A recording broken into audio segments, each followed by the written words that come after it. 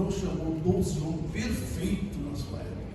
Embora ele sendo quem ele é, ele chamou aqui na sua lista de chamada, nós lemos aqui, ele chamou Simão, que por sobrenome é o Pedro, né? Mais conhecido por Pedro.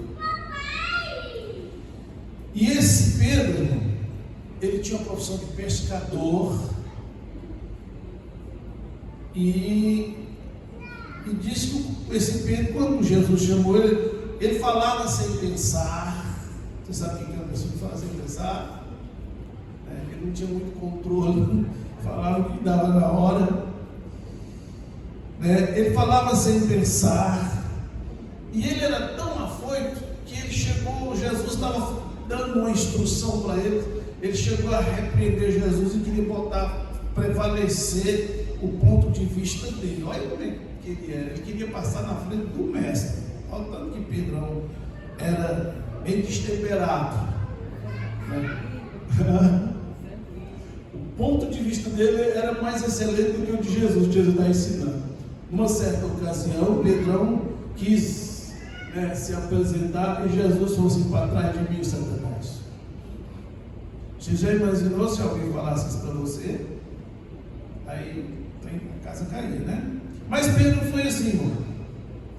Mas ele também, ele dormiu na hora da batalha, ele foge, na hora do apuro de seguir a Cristo, ele foge, tá? Ele nega Cristo. Esse é o Pedro, tá? Ele nega Cristo, mas depois, irmão, Pedro foi restaurado, tornou-se o maior, o pregador de maior número de pessoas que aceitou a Cristo. E esse Pedro, ele teve uma brilhante história, mas foi tão difícil para Pedro. E ele morreu martirizado, morreu pela causa de Jesus. Antes ele negou, fugiu, fez tudo isso que eu falei. O outro irmão era Tiago, irmão de João. E esse Tiago, ele foi o primeiro a receber o martírio. O terceiro era o João, o irmão de Tiago. E esses homens aqui, o João e o Tiago, eles tinham um apelidinho familiar que era chamado Filhos do Trovão. Dá para você imaginar uma pessoa que fala assim: fulano é trovão. Significava que ele era bem tranquilo, né? Filhos do Trovão. Uma ocasião houve assim uma rejeição a eles na obra que eles estavam fazendo Jesus. Ele falou assim: Senhor, quer que manda descer fogo para o céu e matar esse povo tudo aí? Era os camaradas que Jesus chamou. Mas é interessante que nesse grupo aqui, nos primeiros, que os 12 dividem em 3 grupos de 4. São 3 grupos de 4. O André, que fecha esse primeiro grupo, foi ele que levou Pedro até Jesus. O André que apresentou esse Pedro. Esse Pedro tinha uma empresa de pesca e eles trabalhavam juntos, pescadores. E eles então apresentou a Jesus. Então, irmão, seguindo aqui, o quinto era o Filipe. E esse Filipe levou o Natanael também a Jesus. E veja bem que esse Natanael, ele era assim, sério, racional. A história do Natanael, ele era bem difícil também no começo. O Bartolomeu, tá? O Natanael, ele, quando falaram para ele isso aqui, ele encontrou, ele falou assim: e pode vir alguma coisa boa de Nazaré? O camarada era preconceituoso com o povo que morava em Nazaré. Ele tinha uma certa rejeição. Mas Jesus chamou ele. O sério era Mateus, que era nada aceito no meio do povo, porque ele era judeu e trabalhava na coletoria de impostos para Roma. Então as pessoas odiavam ele, achavam que ele era um traidor da nação. Não era bem visto o Mateus. Então, ele era odiado pelos judeus. O oitavo era o Tomé. Esse era meio cético. Você já imaginou, ele andou tanto com Jesus, 3 anos e meio com Jesus, ouvindo Jesus, os ensinamentos de Jesus, não deixou nada surpreso, ninguém vai falar da sua morte e ressurreição, e ele não acreditava em ressurreição. Esse era um andou com Jesus. Quando falaram Jesus ressuscitou, eu falei, eu não acredito, só se eu ver, eu colocar meu dedo lá. Ele era um discípulo, mas ele não acreditava em ressurreição. Aí tem 2 camaradas, o Tiago, filho de Alfeu, e o Judas Tadeu, que não tem relato histórico de que eles fizeram. Jesus só chamou eles participou, caminhou nesse período, mas não tem nenhum registro. Eles não deixou nenhum registro das suas obras, do que eles fizeram. Segura esses 2 camaradas aqui, nós vamos falar sobre ele. Eu estou só dando uma descrição para vocês, né? Esses eram o 9 e o 10, né? O 11 era Simão Zelote. Esse Simão Zelote, ele fazia Zelote, era uma seita que eles lutavam contra o regimento do governo. Eles eram revolucionistas, eles tinham como levantar movimento. Se fosse nos dias de hoje, eles eram os grevistas contra o governo. Era contra pagar imposto para Roma, e eles lideravam grupo mesmo para botar para quebrar, para derramar sangue. Zelote fazia parte do povo assim. E Jesus chamou eles também de lá. Aí a gente vê que Jesus chamou e ele deixou esse movimento que atuava contra o governo para ser discípulo. Hoje nós estamos vendo pastores deixando de ser pastor para fazer parte do movimento. O negócio está mudando. E aí nós vamos fechar o estudo do chamado de Jesus aqui com Judas Iscariote, que esse ganhou um cargo de tesoureiro, mas era ladrão. Ele roubava, ele retirava as ofertas, o valor que vinha. Jesus tinha um caixa que recebia os donativos para aplicar no trabalho dele. E Judas foi escolhido tesoureiro, mas ele roubava. Imaginamos a lista dos homens que Jesus chamou. Um breve relato, você vê que os homens não tinham nenhum. Você podia contar isso aqui. Mas o que acontece? Desses 12, somente um se permitiu. Embora ele teve a chance de consertar. Ele teve várias vezes, várias oportunidades, mas ele se perdeu. Mas com esses 11, depois ele foi chamado para ficar no lugar do Judas, que se perdeu. Jesus transformou eles e fez deles instrumento para transformar o mundo. Glória a Deus. Jesus chamou pessoas, não pelos que elas são, mas pelos que virão a ser. Glória a Jesus. Em suas mãos. Então eu estou fazendo aqui porque hoje é um culto de missões. A gente tem uma coisa de dizer assim: não, pastor, eu não estou pronto. Eu tenho minhas falhas. Essa lista aí eu me identifico algumas coisas com algum deles, ou a minha é muito mais do que a deles. E eu estou na igreja aí, e eu não quero me envolver. Mas acontece o seguinte: primeiro eles foram chamados para ser discípulo. O que é discípulo? O discípulo, irmãos, é aluno. O discípulo é alguém que se levanta, ou seja, que é chamado para ser instruído por outra pessoa que tem um grau a mais acima. Então ele é discípulo. Então no período dele como discípulo, ele está aprendendo. Ele vai mudar o seu comportamento, a sua vida. Depois que ele passa pelo processo, que um discípulo aprende todas as lições necessárias, ele é promovido. E a promoção deles, no caso deles, que se tornaram apóstolos. E como apóstolos, olha só, como apóstolos, Jesus chamou eles e designaram eles. E Jesus lhes capacitou com poder, autoridade para expulsar demônio, curar os enfermos. Eu vou até ler aqui para nós não perder. Aqui, e esses, tal. Aqui. E deu-lhes autoridade sobre os espíritos imundos para expelir e para curar toda sorte de doenças e enfermidades. Mas a coisa está que para Jesus dar a eles essa autoridade, Jesus pegou eles cheios de defeito, mas eles aceitaram, eles se permitiram, através dos ensinamentos de Jesus, se mudar. Através dos ensinamentos de Jesus, eles se permitiram corrigir sua conduta.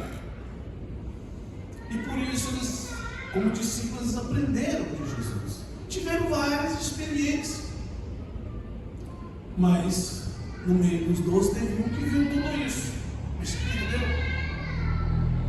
Viu todas essas maravilhas. Se nós formos citar aqui, eu ia tomar um grande tempo aqui dos irmãos nessa reunião para citar as maravilhas que esses homens viram no olho, que presenciaram, que foram testemunho do que foi feito, que Jesus fez. Mas aí, querido, esses homens revolucionaram o mundo. Os que ficaram se tornaram mártires, morreram, absorveram aquele ensinamento. Nós estamos num ponto de missões. Nós precisamos, o que é missões? Evangelizar, ganhar almas, falar do reino, falar do plano da salvação para as pessoas. E quando nós botarmos os nossos pés nesse caminho, nós não vamos só, porque Jesus vai nos dar autoridade sobre os espíritos, para expulsar os demônios, para curar os enfermos, vai repreender as doenças. E isso é coisa que Jesus quer fazer com qualquer um de nós que nos colocar no caminho. Aí é onde nós precisamos entender que essas coisas não se faz com qualquer pessoa lá no mundo. Essas coisas não é obra do governo. Essas coisas não é obra de simplesmente uma pessoa que lá se levanta lá fora. Primeiro ele tem que ter um encontro com Jesus. Depois desse encontro com Jesus, ele tem que se dar, tem que se doar, se entregar para ser aluno de Jesus, aprender, para depois ele ser apóstolo. E o apóstolo tem uma missão. Ele recebeu uma missão para carregar esse povo. Mas naquele grupo de Jesus, por ele ser um grupo assim, ele era chamado, disse que o grupo de Jesus era heterogêneo. O que é heterogêneo, pastor? São pessoas que possuem natureza desigual.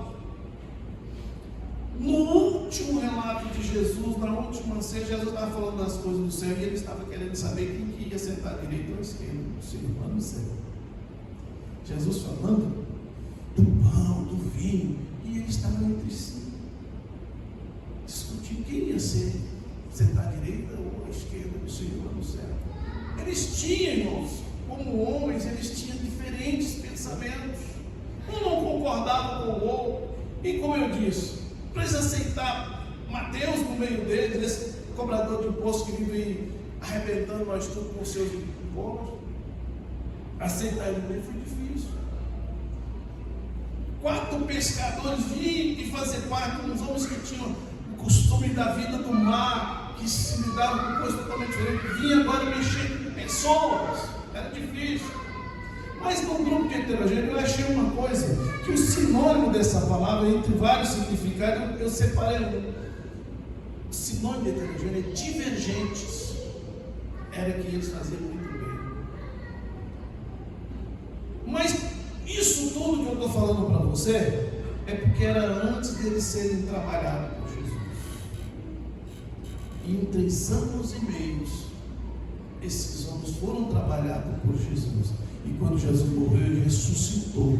E lá no Atos dos Apóstolos, que o Espírito Santo desceu. O Pedrão, cheio de tanta coisa que eu iniciei falando para vocês, foi o primeiro que, quando alguém disse, pô, está bêbado, olha aí, ele levantou e só a essa hora do dia, não. O que vocês estão vendo aqui é o derramar do Espírito Santo sobre ele. E ele cita a história para aquele povo. E aquele dia foi a maior convenção de alma. O Pedrão, sanguíneo, o Pedrão que Jesus usou ele.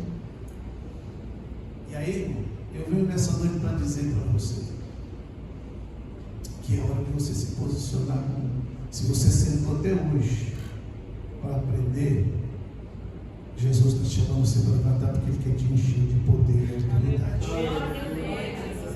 Ele quer te levantar. Lembre-se disso. Hoje a maior dificuldade das pessoas está assim: eu aceito Jesus, mas eu não quero me envolver. Eu aceito Jesus, mas eu tenho minhas coisas. Nós ouvimos aqui a pastora falando na hora da oferta que tem gente que rouba do Senhor, eu não é engano dele. E não é só nas finanças que roubam, não.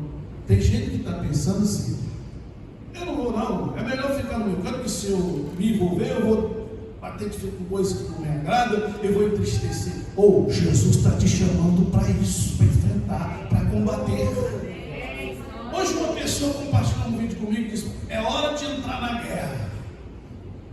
Vamos agora, a igreja tem que ir para a guerra. Um vídeo a pessoa mandou para mim, mandou uma mensagem, mandou um vídeo para mim: o que era essa guerra? Agora, né, amigo, o que é? Dia tal aí, talvez, vai ter uma marcha para o diabo lá em São Paulo. Fiz logo direto, não, já fui direto. Então nessa marcha, ele botou um vídeo, um povo lá, decorado, vestido, e disse: eles consagram de tantas em tantas horas, eles oferecem sacrifício, e a igreja tem que entrar nisso. Eu falei: nossa, a igreja tem que entrar, porque isso aqui já foi dada a ordem para a igreja entrar há anos, ó. A igreja, como é que era combater esse povo? Não. Quando a igreja evangelizava, quando as pessoas vinham cheias de demônio, e o irmão que não tinha nem o primário, mas aí quando ele levantava a mão, ele expulsava o demônio, o doente estava lá morrendo, o irmão ia lá e orava e ele era curado, e assim, ó, isso foi dado à igreja a tempo. E agora alguém está preocupado porque dia tal vai ter um movimento para o diabo, e a igreja agora vai entrar na guerra. Está atrasado.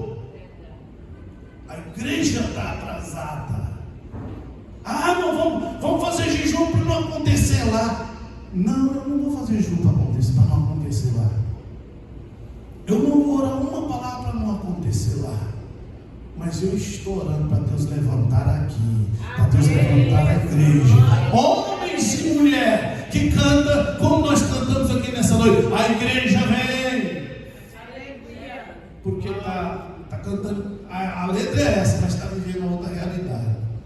A igreja está parada, queridos. A igreja não quer compromisso. A igreja não quer envolver, fazer missões. A história daquele casalzinho que está lá no Pará, é porque é bonito? É fazer turismo lá? Não. Fazer missões é quando você se doa. Mas eu vou ter que ir também para um lugar. E aqui que nós não estamos fazendo nada? Aqui. E aqui que nós não estamos fazendo? Missões começa em casa, ganhando os nossos para Jesus. Pastor, eu tenho medo. Tem medo não. O maior desafio, o Senhor nos capacita com todas as ferramentas que nós vamos precisar. Então, veja esses discípulos, todos eles, né, eram divergentes. Esses discípulos tinham seus pensamentos próprios. Assim na igreja. Tem hora na igreja que, como pastor, ele vai fazer uma coisa e ele diz: eu não concordo. Não é assim que faz. Divergente. Um dia eu tive que falar com uma pessoa: vem discordar da sua vida. Quando você passava tanto de hora que eu passo orando, buscando a Deus, aí você vem para nós conversar. Se eu passo, se você tiver um tanto de hora Não, vamos pensar. Sei lá. Mas eu acho que não é assim. A igreja não é dirigida, irmão, pelo que eu acho. Nem eu penso, pastor. Tem hora que eu penso uma coisa. E quando eu vou orar, Deus faz. É por aqui, porque a igreja é dele, ela não é minha. Amém. Glória a Deus Deus. te usa. Glória a Deus. Eu vou ensinar essa palavra dizendo para todos aqui, do mais novo ao mais velho. Se posicione, Deus que te usar. Amém. Se apresente. Se ofereça. Não tem problema se você é divergente, não.